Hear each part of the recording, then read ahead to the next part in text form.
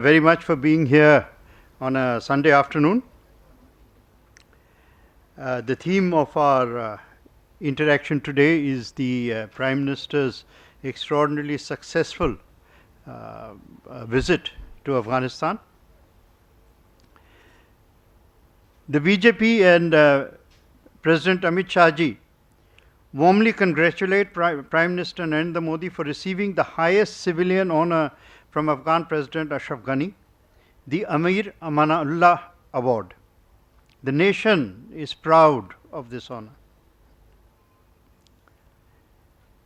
The BJP also salutes those heroes who made the Afghan-India Friendship Dam in Herat possible with dedication and sacrifice beyond the call of duty. Engineers, workers, diplomats, managers, security personnel, and so many more. We especially remember those who gave their lives in the struggle against the perennial evil of terrorism. You might recall that exactly around 2 years ago, on the day that Narendra Modi ji's oath of office and he was being sworn in, terrorists had attacked our mission in Herat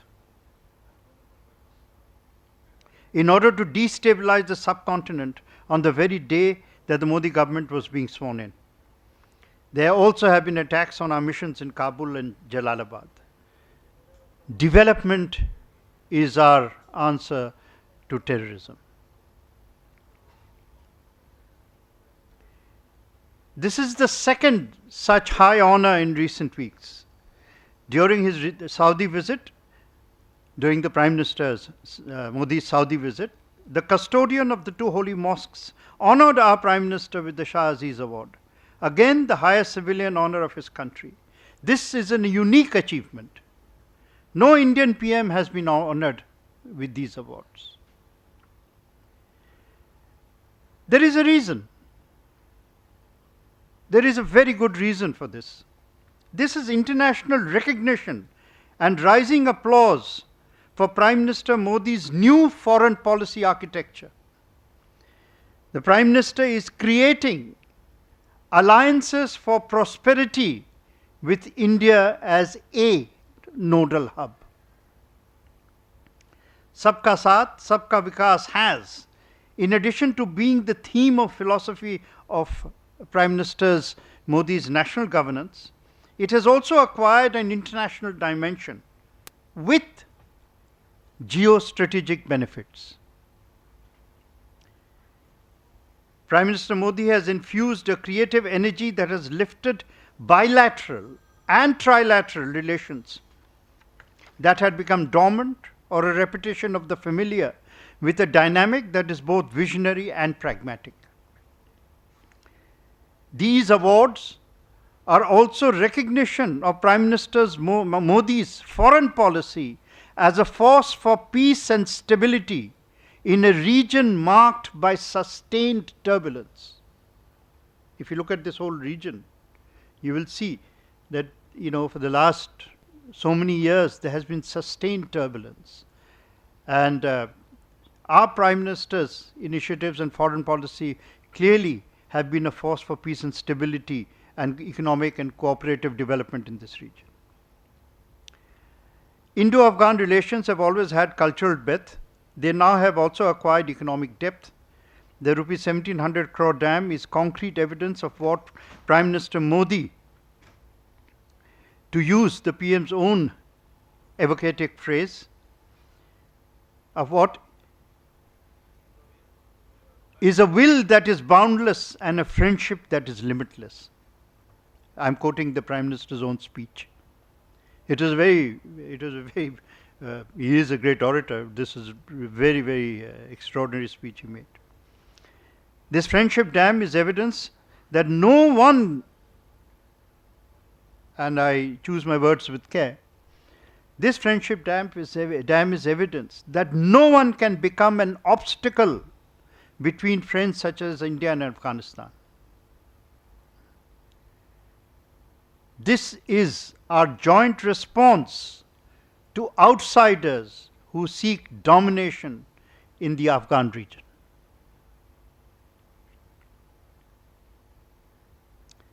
As the Prime Minister said when speaking in Herat, he told Afghanistan, your dreams are our duty.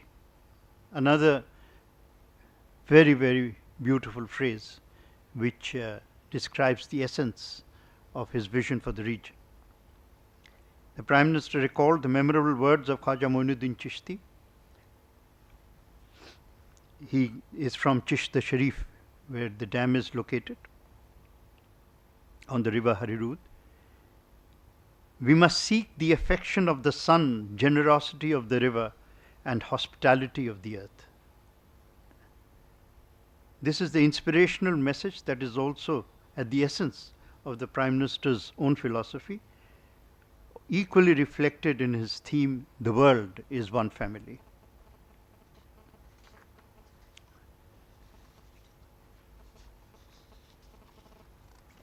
This in brief is our message. If you have any questions on this. जी अच्छा अच्छा हाँ हाँ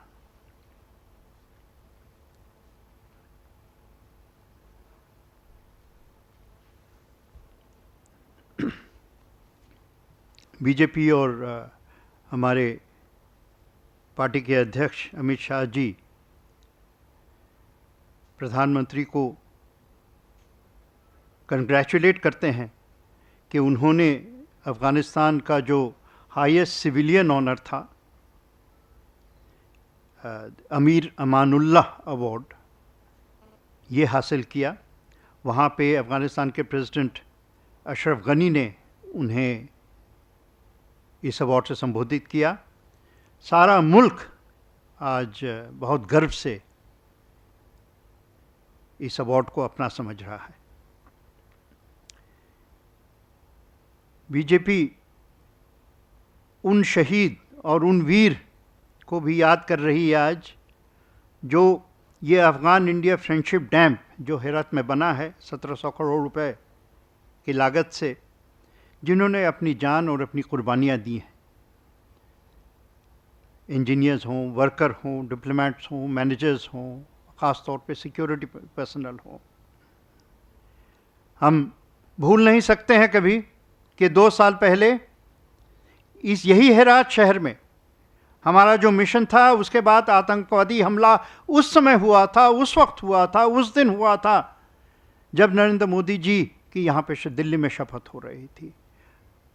और वो जो हमला था बहुत ही ख़तरनाक हमला था, और उस हमले के पीछे जो इरादा था वो था न सिर्फ हमारे संबंध को ख़राब करे, वो इरादा था कि पूरे सब कॉन्टिनेंट को डिस्टेबलाइज करें। आज उसी हेरात में खून का जवाब डेवलपमेंट से दिया जा रहा है। ये दोस्ती का एक प्रमाण है, दोस्ती का एक प्रतीक है।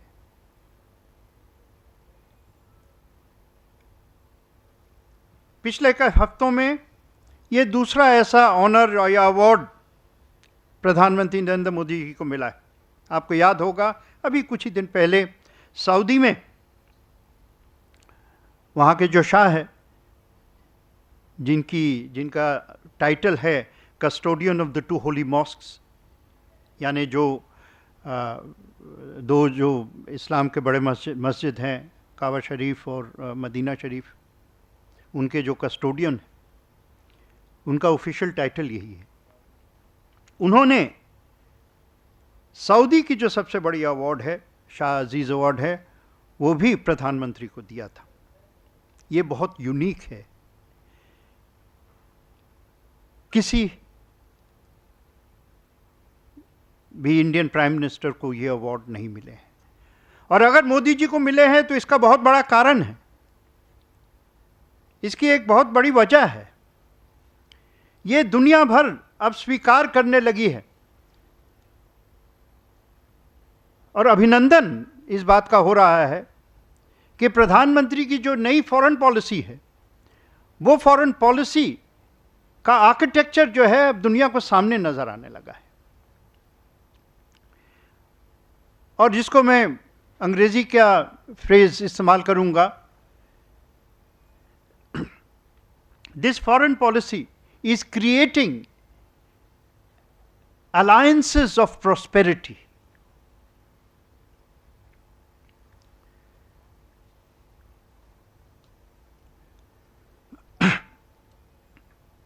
सबका साथ सबका विकास अब दुनिया भर में गूंजने लगा है। सब समझने लगे हैं कि ये जो एक गवर्नेंस का फलसफा है, ये फलसफा का ना सिर्फ एक देश में डायमेंशन है, बट विदेश में भी इसका एक डायमेंशन है। और इस नीति के सबका साथ सबका विकास के अब जियो स्ट्रेटेजिक बेनिफिट्स, जियो पॉलिटिकल बेनिफिट्स भी मिलने लगे। प्रधानमंत्री ने जो रिलेशनशिप्स में एक समझिए ठंडापन आ गया था, कहीं कहीं बायलैटरल या ट्राइलैटरल रिलेशंस में एक बासीपन आ गया था, उनमें उन्होंने एक नई जान डाल दी है। और वो जान विजनरी भी है और प्रैग्मेटिक भी है, दूरदर्शी भी है, लेकिन जिससे आज के अहम मसले का भी सुलझाव हो सकता है, उसमें वो भी ताकत है।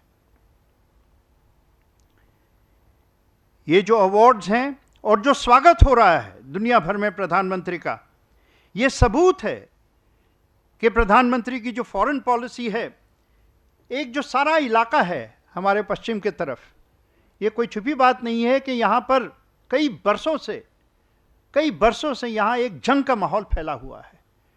उस माहौल में, उस टर्बुलेंट माहौल में प्रधानमंत्री की जो विदेश नीति है has become a force of peace and stability. ये यहाँ के मुल्क जो हैं समझने लगे हैं और इसका इम्कान भी अब दुनिया को समझ में आने लगा है। ये एक तरह की चेतावनी भी है उन देशों को कि जो समझते हैं कि टेररिज्म और जंग का इस्तेमाल करके अपना डोमिनेशन बनाए रखेंगे, उसके खिलाफ हमारा देश, हमारे प्रधानमंत्री और हमारे मित्र जैसे अफगानिस्तान हैं, वो इसके खिलाफ खड़े होकर इसका जवाब देंगे।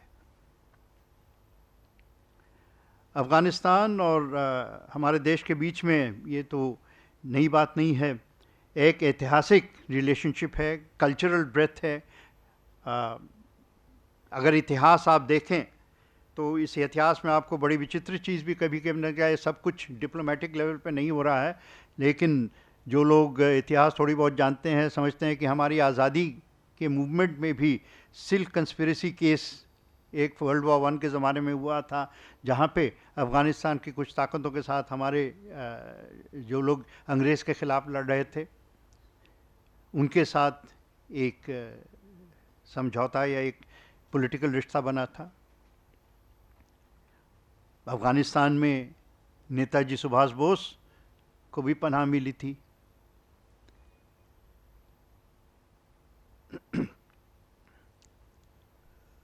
पता नहीं कितने लोगों को पता जानते होंगे कि शाह अमीर अमानुल्लाह जब ये बने थे अफ़गानिस्तान के राजा, तो ये पहले वहाँ के मालिक थे, अमीर थे, जिन्होंने मॉडर्न आइडियाज़ अफ़गानिस्तान में लाए। लड़कियों को स्कूल में जाने की इन्होंने प्रयास की, लड़कियों का स्कूल भी बनाया, और ये मॉडर्निज़म अफ़गानिस्तान में मॉडर्निज़म का चेहरा है।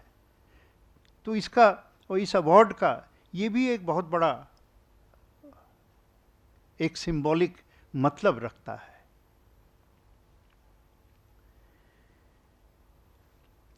ये जो हेरात में डैम बना है, ये सबूत है कि जो लोग समझते हैं कि हिंदुस्तान और अफ़गानिस्तान के बीच में ऑब्स्टेकल बन सकते हैं, दीवार बन सकते हैं, एक दूसरे के बीच में आने जाने का रोक लगा सकते हैं, ये उनके लिए भी एक जवाब है कि जहाँ पे हमारी नीयत मजबूत हो, जहाँ हमारी नीयत नेक हो, वहाँ पर कोई दुश्मन दोस्तों के बीच आ नहीं सकता। प्रधानमंत्री ने हेरत में बहुत खूबसूरत एक भाषण दी थी। वैसे तो वो भाषण, वो एक ऑरेटर हैं, लेकिन एक जो भाषण दिया था उनमें कुछ बातें जो कही थी बहुत महत्वपूर्ण भी हैं। उन्होंने कहा था अफगान को जाके, your dreams are our duty. उन्होंने कहा था वहां पे जाके कि आवर फ्रेंडशिप इज लिमिटलेस।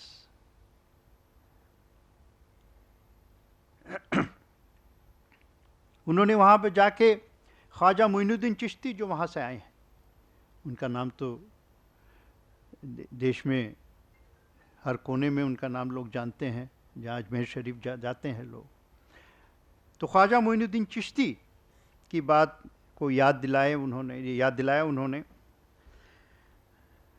और कहा कि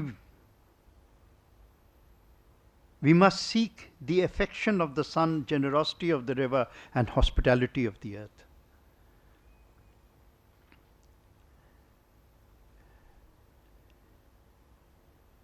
ये एक जो इनका जो विजिट हुआ है और जो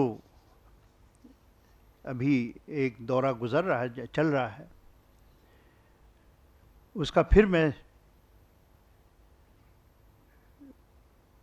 उसके जो नतीजे निकलेंगे और निकल रहे हैं। जब मैंने प्रॉस्पेरिटी का शब्द इस्तेमाल किया था तो ये था कि उनकी फॉरेन पॉलिसी का एक बहुत अहम एक पिलर है, वो है कि देश के अंदर हम कितनी इकोनॉमिक प्रॉस्पेरिटी ला सकें विदेश से, और वो इन्वेस्टमेंट से आता है। एफडीआई जितना आ जा रहा है, और उस माहौल में जब दुनिया में एक मान लीजिए इकोनॉमिक साया, इकोनॉमिक क्राइसिस का एक साया छाया हुआ है, उसके बीच में अपने देश को एक beacon of hope banana investment के लिए, ये इनकी फॉरेन पॉलिसी का, मोदी जी की फॉरेन पॉलिसी का बहुत बड़ा एक लाभ है जो नजर आ रहा है। जियोपॉलिटिकल वातावरण बदल रहा है। हमारे देश के जो दोस्त हैं वो समझ रहे हैं कि दोस्ती में जब नई जान आ जाती है तो दोस्ती कितना पुख्ता हो जा रहा है। ये बहुत प्रैक्टिकल फॉरेन पॉलिसी है, बहुत इमेजिनेटिव फॉरेन पॉलिसी है और बहुत विजनरी फॉरेन पॉलिसी है। धन्यवाद आपका।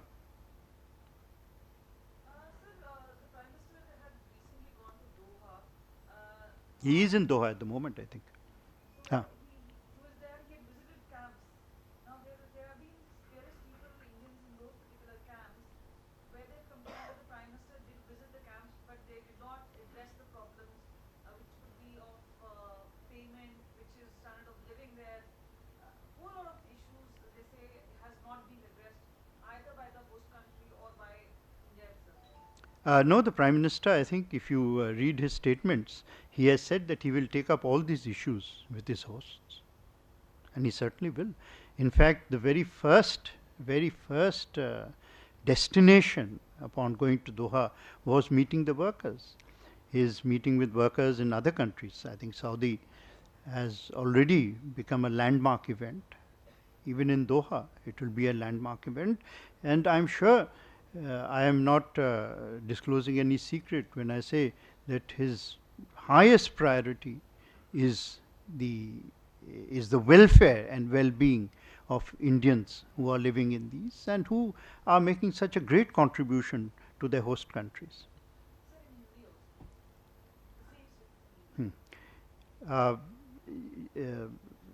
प्रधानमंत्री जैसे ही पहुंचे दोहा उन्होंने पहला जो उनका प्रोग्राम था, शेड्यूल्ड विजिट था, वो था वहाँ के जो वर्कर हैं उनसे मिलने का।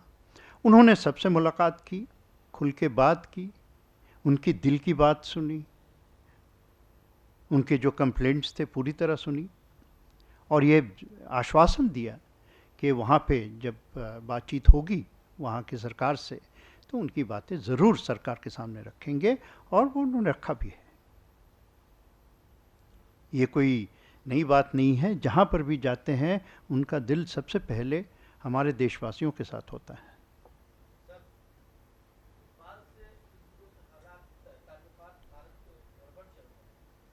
सॉरी,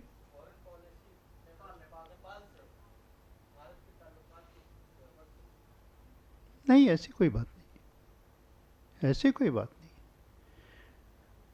और पहले के तहत तो मैं समझता हूँ बहुत अच्छे हो गए। नहीं, आप पूछ रही थी। So, Tamil Nadu Chief Minister J. Jayalalitha is expected to be in New Delhi later this month.